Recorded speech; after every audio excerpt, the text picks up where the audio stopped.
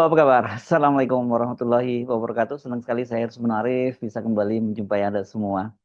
PSI rupanya ini tidak lagi segan-segan, tidak malu-malu lagi untuk menyatakan bahwa Gibran ini dipersiapkan sebagai calon presiden pada tahun 2029. Bahkan ini disebut sebagai calon terkuat yang untuk menghadapi Prabowo Subianto. Sinyal itu disampaikan oleh Ketua Harian PSI Ahmad Ali. Sementara PSI sendiri sebagai kendaraan politik yang akan dipergunakan oleh Gibran terus melakukan akuisisi. Yang terbaru, PSI itu mendapat tambahan kekuatan dengan resminya bergabung politisi senior Partai Nasdem Rusdi Mapasesu. Ini kalau di Sulawesi Selatan atau di Makassar dipanggilnya RMS. Ahmad Ali dalam perbincangan podcast Gaspol Kompas.com ini secara terbuka menyebut bahwa Gibran itu adalah calon presiden terkuat. Kalau saya sih sederhana saja, emang ada calon presiden lebih baik daripada Gibran. Ini kata Ahmad Ali ya. Menurut dia, Gibran itu memiliki modal politik yang tidak dimiliki banyak tokoh seusianya. Apalagi nanti pada tahun 2029, Gibran baru berusia 42 tahun. Usia yang relatif muda dalam peta politik nasional, namun telah mengantongi pengalaman strategis sebagai Wakil Presiden Republik Indonesia selama 5 tahun. Ya ini bisa disebut nanti Gibran itu memang sebagai incumbent ya. Saya bacakan lagi pernyataan dari Ahmad Ali ini ya, yang disebut sebagai ex Wakil Ketua Umum Partai Nasdem. Dia menilai pengalaman tersebut menjadi pembeda utama antara Gibran dan sejumlah tokoh muda lain yang kerap disebut-sebut sebagai kandidat potensial di masa depan. Ini siapa yang maksudnya? Pasti AHY gitu ya, Anies atau siapa atau Muhaimin lah katakanlah seperti itu ya. Ahmad Ali memang tidak menyebut nama Prabowo karena selama ini kan kalau kita simak melalui para relawannya Jokowi selalu menitipkan pesan untuk mendukung pasangan Prabowo Gibran pada Pilpres 2029. Sinyal yang disampaikan oleh Jokowi adalah ya tahu dirilah mereka gitu ya bahwa Gibran itu masih jangan jadi pesaing utama dari Prabowo. Tapi kalau kita lihat juga dari para pendukungnya kan pada waktu misalnya Pak Prabowo memberikan amnesti dan abolisi kepada Tom Lembong dan Hasto, waktu itu mereka menyuruhkan agar Prabowo digulingkan, ya. Kalau Prabowo digulingkan kan berarti ini ya dia diganti di tengah jalan dan itu sebenarnya masuk dalam skenario mereka. Bahkan saya kira mungkin itu skenario yang paling logis sekarang ini. Tapi kalau kalkulasinya nanti secara politik posisi Gibran itu muat dan konsolidasi kekuatan politik Jokowi termasuk PSI sukses, ya kita bisa pastikan bahwa Gibran itu akan maju pada Pilpres 2029 kendati harus berhadapan dengan Prabowo Subianto. Pilpres 2029 secara kalkulasi politik adalah pilihan yang terbaik ya karena faktor Jokowi, kekuasaan Jokowi itu masih sangat kuat ya. Kalau mundur sampai tahun 2034 ini kan pertanyaan apakah Jokowi masih sekuat seperti sekarang gitu ya. Dan kemudian juga apakah Jokowi masih ya namanya kalkulasi manusia ya secara usia karena dia sendiri juga sekarang kondisi kesehatannya juga tidak cukup baik gitu. Jadi seperti saya sebutkan sebenarnya kalau 2034 terlalu jauh ya paling lambat 2029 kalau bisa itu kan kalau memungkinkan Gibran sudah menggantikan Prabowo di tengah jalan. Kalau kita amati strategi Jokowi ada beberapa langkah yang kelihatannya dia siapkan. Pertama, saat ini adalah memperkuat barisan PSI. Dia sudah melupakan ini kelihatannya rencananya untuk menjadikan Projo sebagai partai politik seperti yang dikatakan pernah oleh Budi Ari ya. Apalagi setelah Kongres Projo yang ketiga pada awal November di Jakarta, ini tahun lalu ya, tahun 2025 kan secara terbuka Ketua Umum Projo Budi Ari sudah menyatakan dia akan bergabung dengan Partai Gerindra. Namun sampai sekarang keinginan Budi Ari untuk bergabung ke Gerindra ini kan sekaligus begini bukan hanya sekedar gabung partai politik tapi juga cari perlindungan politik itu tampaknya tidak terwujud sampai sekarang. Penolakan di internal Gerindra itu sangat kuat terhadap Budi Ari. Sementara di kalangan pendukungnya Jokowi, di kalangan relawan dia sudah dianggap sebagai pengkhianat. PSI seperti saya sebut tadi sebelumnya baru saja dapat tambahan kekuatan baru. Ini terutama di wilayah timur Indonesia.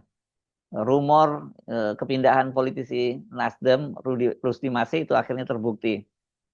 Dan untuk pindah ke PS ini nggak main-main loh. Dia melepas jabatan sebagai Wakil Ketua Komisi 3 DPR RI.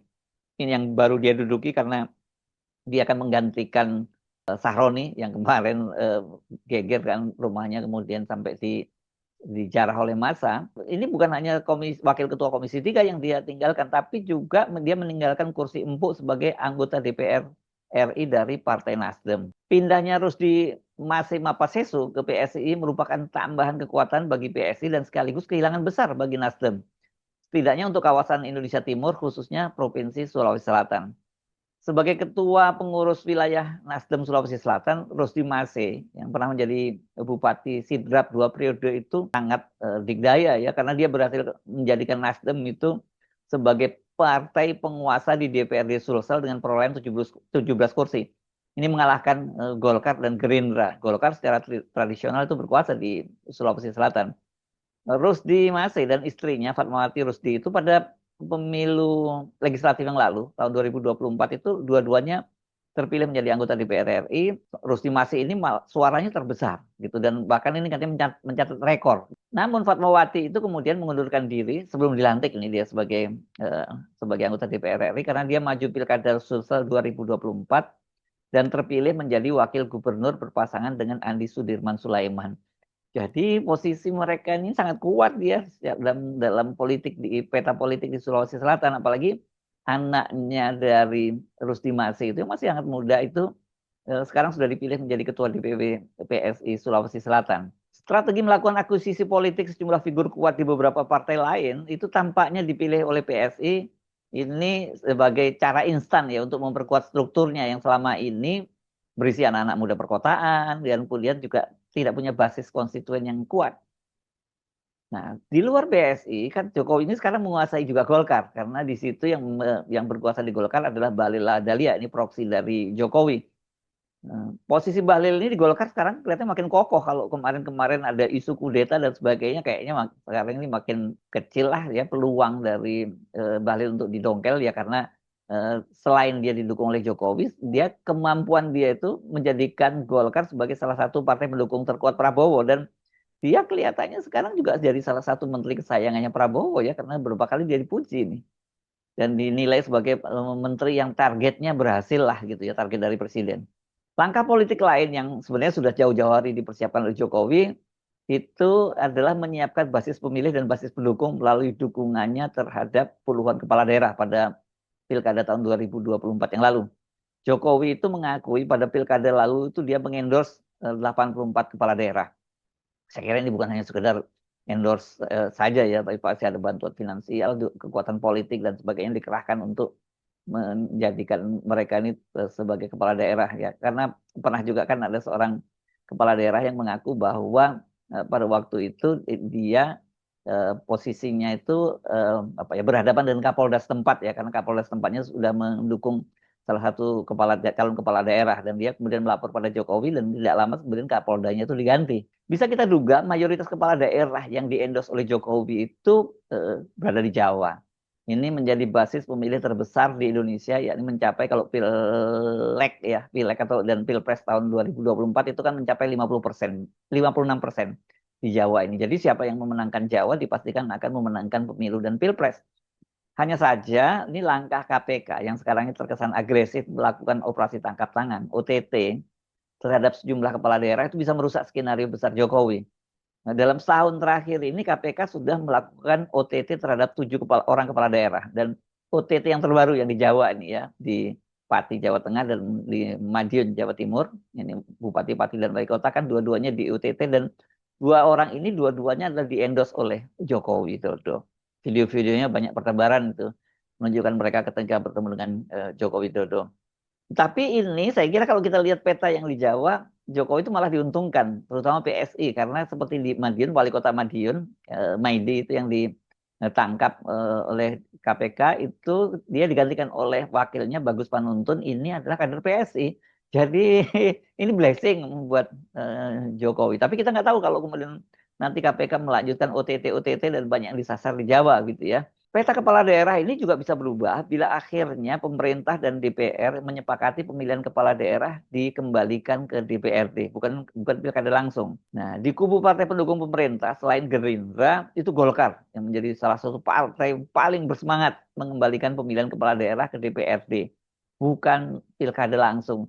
Dan OTT ini sekarang saya lihat narasinya digunakan untuk menjustifikasi bahwa Tuh kan karena biaya biaya untuk pilkada itu sangat gede, jadi ya terpaksa mereka harus korupsi dan akhirnya di-OTT oleh KPK gitu. Nah, bila terwujud rencana untuk mengembalikan pemilihan kepala daerah itu ke DPRD bukan melalui pilkada langsung, kalkulasi di atas kertas Golkar akan menjadi partai yang paling diuntungkan.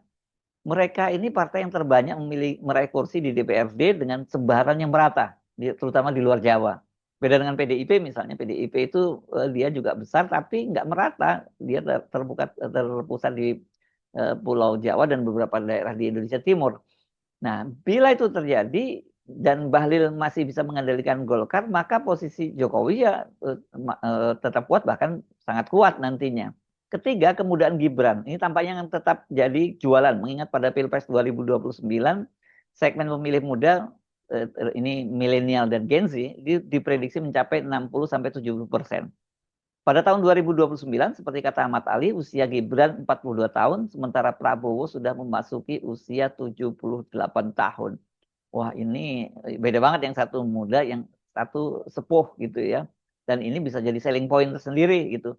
Apalagi kalau ini periode pertama pemerintahnya Prabowo nanti tidak cukup sukses gitu ya. Karena faktornya sekarang ini kalau kita melihat tekanan ekonomi baik internal maupun global itu tanda-tandanya makin buruk dan itu ya berat buat pemerintahnya Prabowo. Target ini pula yang menjelaskan ya, target anak-anak muda ini dari sekian banyak, dari banyak banyak tokoh, dari sekian banyak para tokoh yang di roasting oleh Panji Pragiwaksono di Mensrea yang tayang di Netflix itu, Gibran itu kelihatannya menjadi yang paling merasa terusik, dan itu terlihat dari sikap reaktif para pendukungnya, misalnya Tompi gitu ya, dan juga ada yang melaporkan Gibran, melaporkan Panji ke polisi, dan itu kemudian karena mendapat reaksi yang negatif dari kalangan muda, dia kemudian Gibran akhirnya membuat konten itu bersama dengan komika Tretan Muslim dan Coki Pardede ya. Penonton Panji ini adalah kalangan muda, milenial, Gen Z, tapi terutama di perkotaan ini ya, perkotaan, terdidik dan melek secara politik. Padahal kalau basis si Gibran saya kira sama seperti Jokowi, dia di pedesaan. Tapi jika dibiarkan ini ya, ini juga tetap menggerus basis pemilih yang harus diperhitungkan oleh Gibran dan para pendukungnya. Di luar itu, sampai sejauh ini Jokowi masih tampak sekali dia bisa mengendalikan kepolisian yang pada Pilpres lalu menjadi mesin politik utama yang sangat efektif. Makanya kemudian muncul olok-olok dari kalangan itu dari pengamat yang menyebut Parcok, arti singkatan dari Partai Coklat. Nah, soal polisi ini yang mesti kita hitung adalah Kapolri Jenderal Listio Sigit yang dikenal sebagai Geng Solo, orangnya Jokowi. Dia akan memasuki pensiun pada tahun 2027, tepatnya pada bulan Mei. Dia akan lahir 5 Mei tahun 1969 di Ambon. Nah, jadi rasanya nggak mungkin ya kalau Listio Sigit itu diperpanjang sampai tahun 2029. Sekarang saja ini kalau dia sampai tahun 2027 dia akan menjadi Kapolri terlama yang pernah ada. Jadi ini semua sangat bergantung nanti soal Polri ini, siapa Kapolri pengganti Listio ini. Apakah Listio sudah menyiapkan penggantinya, dan pasti itu dia sudah menyiapkan untuk itu, atau Prabowo diam-diam juga sudah menyiapkan penggantinya.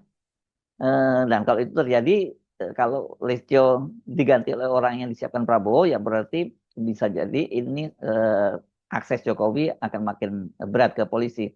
Tapi bisa jadi ini jadi kompromi gitu ya, kompromi antara Jokowi, Listio Sigit dan Prabowo, dan kemudian dipilih orang yang bisa menjembatani kepentingan mereka. Nah, kalau itu yang terjadi ya berarti Gibran masih akan berpasangan dengan Prabowo lagi. Karena Kapolri itu akan sangat menentukan Pilpres 2029. Siapa yang jadi Kapolrinya ya maksud saya. Sebagai kekuatan politik, polisi itu sangat efektif karena dia mempunyai aparat sampai level desa, yakni Babin Kaptipmas Bintara, pembinaan keamanan dan ketertiban masyarakat. Ini bisa masuk ke daerah-daerah gitu ya. Dan sebagai lembaga sipil, institusi sipil, polisi ini punya kelebihan dibandingkan dengan institusi sipil lainnya. Dia punya senjata dan punya instrumen hukum. Wah, kuat banget dong kalau seperti itu ya. Kecuali ini bila Prabowo itu serius melakukan reformasi Polri dan menjadikan Polri seperti TNI yang setelah era reformasi itu back to basic. Tidak terlibat lagi dalam day to day politik seperti era Orde Baru. Namun melihat dinamika dan dialektika di internal Komisi Percepatan Reformasi, tampaknya harapan untuk membuat polisi steril dari kepentingan politik itu masih jauh panggang dari api. Sejak awal saya mengingatkan bahwa melihat komposisi dari tim percepatan Komisi Reformasi itu yang dari 10 orang, 5 orang diantaranya latar belakangnya polisi, termasuk Listio Sigit, dan kemudian di 5 orang lainnya itu saya kira yang bisa kita andalkan hanya Mahfud MD saja. Sementara orang seperti Yusril, Supratman di atas dan sebagainya udah kecenderungannya nih pro pada status quo dari Polri, karena Yusril misalnya belum lama ini juga beberapa hari ini dia menyatakan bahwa peraturan pemerintah yang memungkinkan polisi tetap menduduki jabatan sipil itu akan diterbitkan pada akhir Januari ini. Kata dia begitu ya. Padahal ini kan mengapa peraturan Kapolri itu dicabut, karena itu bertentangan dengan konstitusi, keputusan Mahkamah Konstitusi. Makanya Kapolri disebut membangkang terhadap konstitusi ketika dia menerbitkan Perpol nomor 10 tahun 2025 yang memungkinkan Polri tetap menduduki jabatan di jabatan sipil di kementerian dan lembaga. Ada 17 kementerian dan lembaga. Nah, sekarang kalau kemudian diterbitkan peraturan pemerintah, kan berarti yang membangkang terhadap konstitusi Presiden Prabowo dong, ya. Para politisi sekarang ini tampaknya sangat menyadari bahwa Polri itu sebagai institusi bisa dijadikan sekutu politik yang sangat kuat. Dan saya kira Pak Prabowo pasti juga paham soal itu. Jadi kalau kembali meminjam teori dari almarhum Profesor Salim Said tentang keterlibatan ABRI dalam politik, day to day politik itu adalah adanya faktor pull dan push, ada faktor tarik dan ada faktor dorong. Tariknya dari kekuatan sipil, sementara pushnya dari internal kepolisian. Saya kira di Polri juga pasti akan terjadi polarisasi semacam itu. Level elitnya pasti mereka akan lebih senang mendorong-dorong untuk supaya Polri ini tetap terlibat dalam day to day politik. Sementara level yang lainnya, saya kira termasuk para anggota Polri yang reformis, dia paham bahwa harusnya polisi tidak terlibat dalam kegiatan-kegiatan politik semacam itu gitu. Tapi tarikannya dan faktor dorongnya ini saya kira menjadi lebih kuat dan kecenderungannya pasti akan dari semacam itu. Jadi ada kompromi-kompromi dan kemudian Polri itu jadi sekutu. Jadi nggak bisa sepenuhnya polisi yang disalahkan kalau kemudian polisi terlibat dalam politik, sama seperti dengan kondisi Polri sekarang ya. Ini kita tidak bisa hanya menyalahkan internal Polri, tapi ada faktor eksternal, terutama kalau kita lihat itu di era Jokowi selama 2 periode. Di era SBY nggak mungkin terjadi ya, karena SBY adalah salah satu tim reformasi ABRI. Dia kan yang kemudian merumuskan bagaimana ABRI kemudian jadi TNI itu tidak lagi terlibat dalam politik. Jadi tidak mungkin dia melakukan hal yang sama terhadap Polri seperti dilakukan oleh Jokowi. Jadi sesungguhnya masih banyak variabel yang harus dikalkulasi secara matang untuk memutuskan apakah Gibran maju sendiri menantang Prabowo atau tetap skenario semula yang paling aman menitipkan kembali Gibran ke Prabowo jadi wakil presidennya. Tapi kalau itu yang terjadi ya kemungkinan Gibran untuk menjadi presiden itu makin menjauh. Apalagi kalau itu pada Pilpres 2034 pengaruhnya Jokowi sudah sangat melemah atau sebenarnya Jokowi sudah tidak ada lagi, ya peluang Gibran itu makin berat. Jadi sekali lagi pernyataan Ahmad Ali tadi yang bahwa Gibran ini jadi yang terkuat itu kita harus melihatnya dari sisi sebagai test the water ya, untuk mengetes seberapa kedalaman air, seberapa panas air itu. Satu hal yang pasti, ambisi Jokowi untuk mewujudkan dinastinya itu tidak akan pernah pupus sepanjang hayat di kandung badan. Saya Rusman Arif, sampai jumpa lagi. Wassalamualaikum warahmatullahi wabarakatuh.